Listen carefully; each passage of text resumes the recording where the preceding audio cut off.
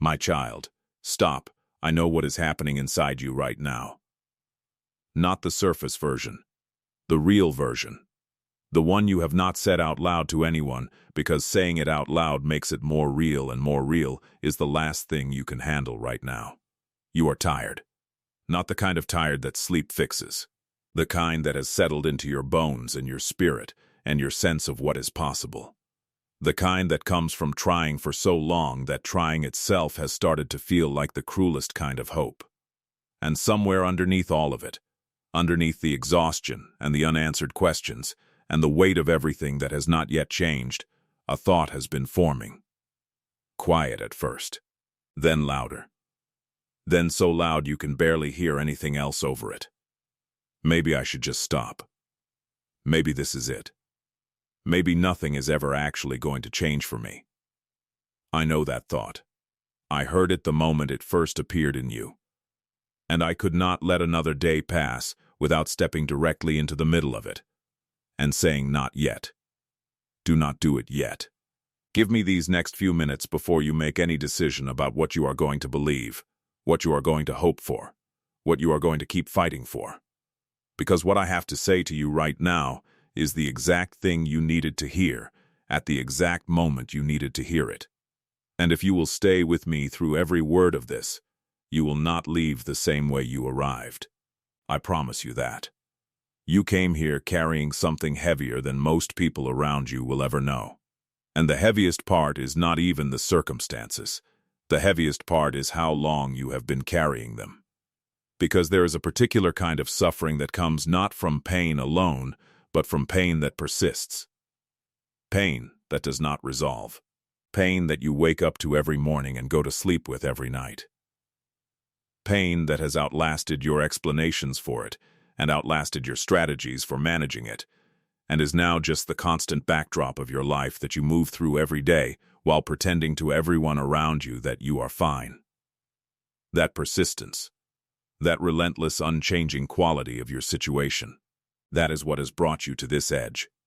Not weakness, duration, and I need you to hear that distinction, because the enemy has been trying to convince you that arriving at this edge is evidence of a personal failure, that someone with stronger faith would not be here, that someone more spiritually mature would not be this close to letting go, that the fact that you are struggling this much means something is fundamentally wrong with you rather than something is genuinely, legitimately, objectively hard about what you have been walking through.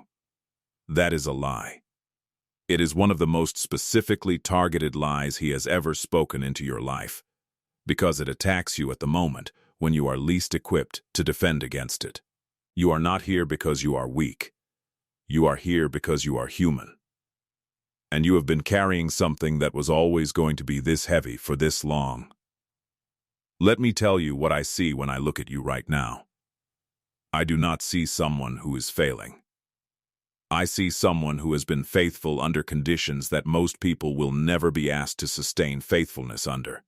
I see someone who has gotten up every single morning for longer than they want to count and chosen to keep going even when keeping going produced nothing visible to justify the choice. I see someone who has prayed when prayer felt hollow, believed when belief felt foolish, hoped when hope felt like the most dangerous thing available to them.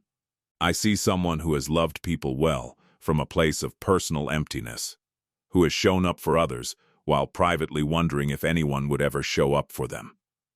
I see all of that, every single day of it. And I do not look at it and see someone who has been failing. I look at it and see one of the most profound demonstrations of faith I have ever witnessed, because real faith was never the kind that believes easily. Real faith is exactly what you have been doing. Believing at cost, trusting without evidence, holding on past the point where holding on makes logical sense. That is your faith. And it has been seen. My beloved child, let me speak now to the prayers, because I know this is one of the deepest places of pain for you and I want to address it directly without flinching. You have prayed, not casually. Not as a formality or a habit or a checkbox you tick at the beginning and end of your day. You have prayed with everything you have. You have come to me in the dark when the words would not fully form, and sent the feeling up instead and trusted that I would understand what the words were trying to reach. You have prayed with desperation, and with discipline, and with tears, and with the fierce, stubborn insistence of someone who refused to stop reaching even when the reaching produced nothing you could measure. You have prayed and prayed and prayed, and the silence that followed has been the most destabilizing experience of your faith life. Because silence from me after genuine prayer does not just disappoint, it destabilizes. It introduces a question underneath all the other questions. A question you are almost afraid to fully form, because forming it feels like a kind of unfaith. The question is anyone actually there? And if someone is there, do they care about me specifically? Not humanity in general. Me, this specific person in this specific situation, praying these specific prayers that seem to be reaching exactly nowhere. I want to answer that question so completely and so finally that the enemy can never successfully use it against you again. Yes, I am here. I have been here every single moment of every single day of every season you have walked through, including the ones that felt most silent. I was not absent in the silence. I was present in it. The silence was not the sound of heaven closed to you. The silence was the sound of me working at a depth that produces no noise you can hear from where you are standing. When a surgeon operates, he does not narrate the procedure as it happens. The silence in the operating room is not evidence that nothing is occurring. It is evidence that something requiring complete focus is occurring. That is the silence you have been experiencing. Not abandonment. Not indifference. Focused. Intentional. Precisely calibrated work happening at a level beneath what your eyes can reach, and your ears can detect, and your timeline can measure. And every prayer you prayed in that silence reached me. Every single one. I did not receive them selectively, the ones that felt faithful enough, the ones prayed with sufficient composure and theological correctness. I received all of them. The broken ones, the angry ones, the ones that were more accusation than supplication, because the pain had finally gotten bigger than your ability to remain polite about it. I received those especially because those were the ones that cost you the most to send. I have kept every prayer. I have answered every prayer, some visibly, some in the unseen realm, some in ways you will only recognize when you look back from a distance that does not yet exist. Not one word you have spoken to me has been wasted. Not one. Now let me speak to the emotional weight. The carrying. Because this is the part that has brought you closest to the edge, and I want to hold it with the care it deserves. You have been the strong one for so long that strong has become your only available identity. The one people come to. The one who holds things together. The one who absorbs other people's pain and manages it and helps them through it while your own pain waits patiently in a corner for a turn that never quite arrives.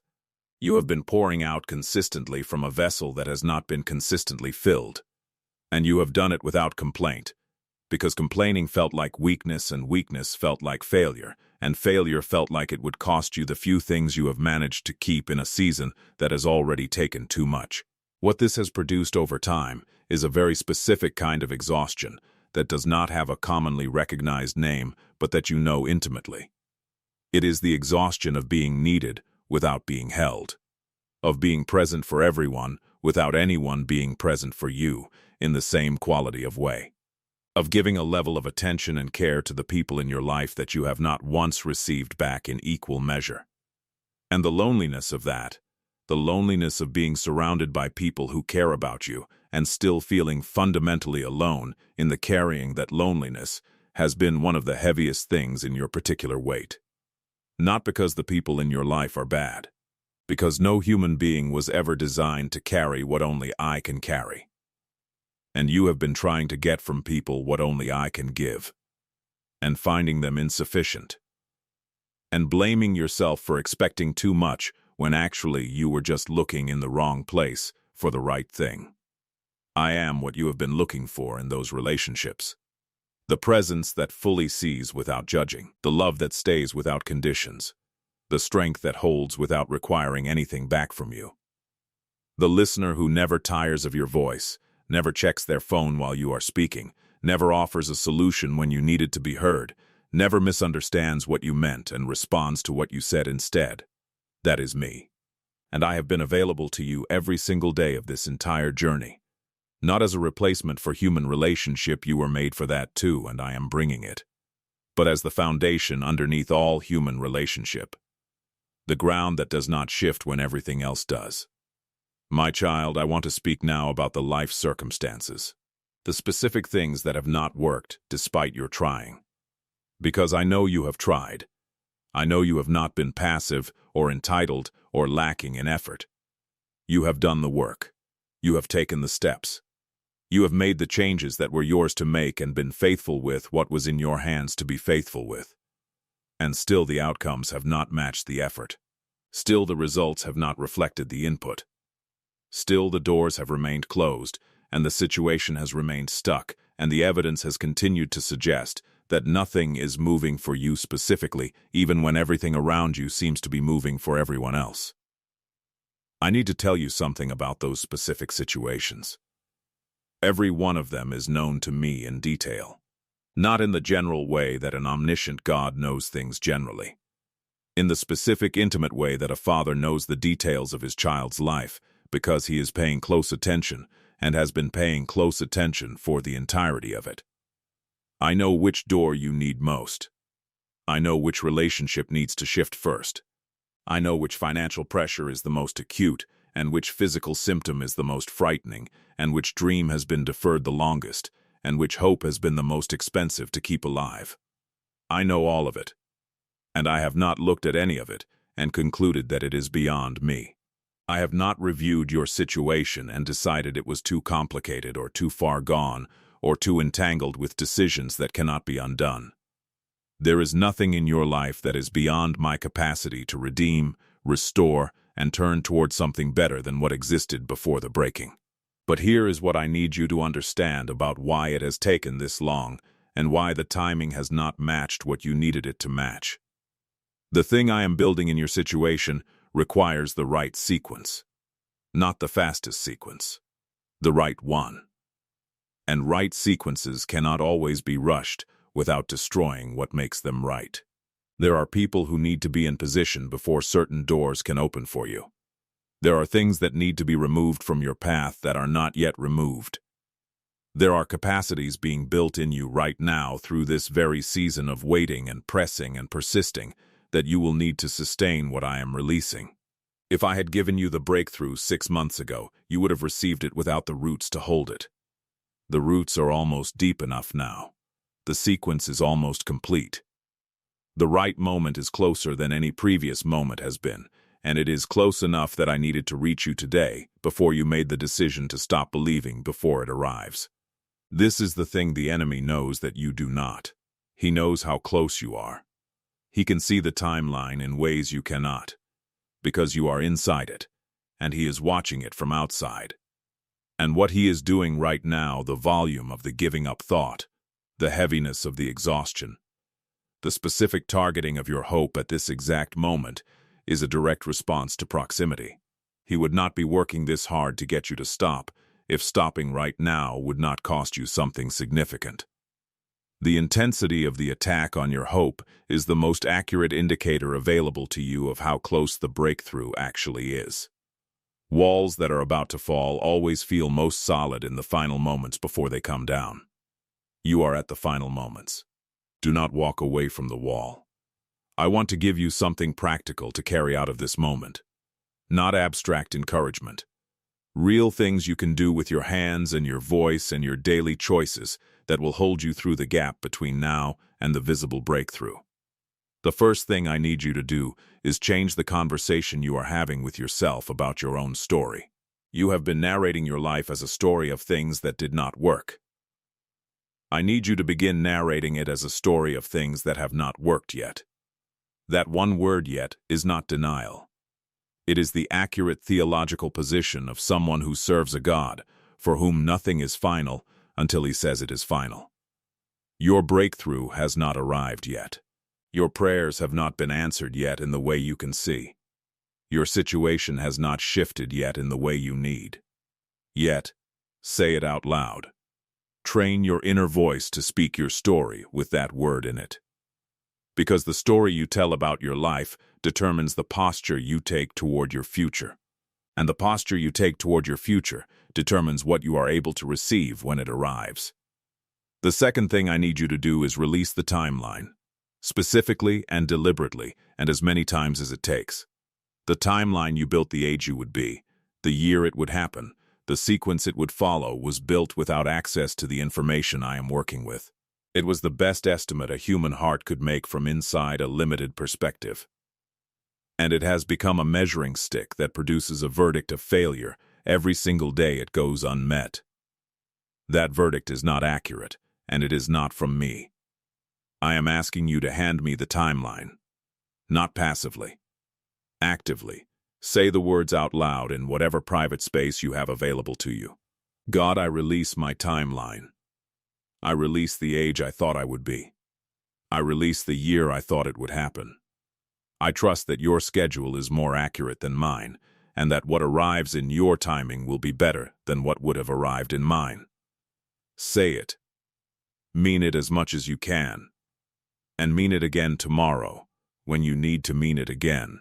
The releasing of the timeline is not a one-time act. It is a daily practice that becomes easier with repetition. The third thing is to stop waiting to feel ready before you pray with full faith. You have been waiting until you feel more certain before you bring your full self to prayer, because partial faith feels more honest than full faith right now, and you would rather pray partially and authentically than pray fully and feel like you are performing something you do not feel. I understand that logic. But I need you to know that faith is not a feeling. It is a direction. It is the choice to turn toward me and keep your face turned toward me even when the turning costs you something emotionally. Pray with the faith you have right now. All of it. Not the faith you wish you had. The actual faith currently available to you in this specific state of exhaustion and doubt and fragile hope. Bring that to me. It is enough. It has always been enough. You do not need big faith for what I am about to do. You need real faith. The kind that says, I do not understand everything, and I am more tired than I have words for, and I am going to bring all of that to you, because you are the only one big enough to hold it. That prayer moves me. Bring it. The fourth thing I need from you is to stop isolating with the pain. I know why you have been doing it. Explaining what you are going through to people who have not lived it requires an energy you do not currently have. And being misunderstood when you finally open up costs more than the silence did. So the silence became the default. But isolation feeds the thought that is trying to get you to give up, because in isolation that thought has no competition. It gets louder and louder in the quiet, with nothing to push against it. Find one person, just one, who you can tell the truth to. Not the whole story. One true sentence about where you actually are. I am struggling more than I am showing. I am closer to my edge than anyone knows. That one true sentence spoken out loud to one safe person breaks the isolation enough to reduce the volume of the giving up thought. You do not need to be fully understood. You just need to not be fully alone with it. The fifth thing is to begin collecting evidence of my faithfulness in your specific story. Not in general, in your story. Think back over your life and identify the moments where things shifted in ways that were clearly not your doing. The provision that arrived at the last moment.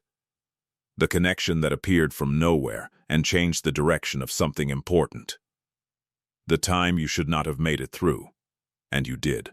The specific instance where the outcome was better than any version you could have engineered on your own. Write those down. Physically, in a list. And when the giving up thought rises, read the list. Because faith is not built on feelings, it is built on the record of what has already been done. And your record, your specific personal record, contains more evidence of my involvement in your story than the exhaustion of this season is currently allowing you to see. My precious child, I want to close this time with you by speaking a declaration over your life that I need you to receive, not as comfort, but as truth. You are not going to give up.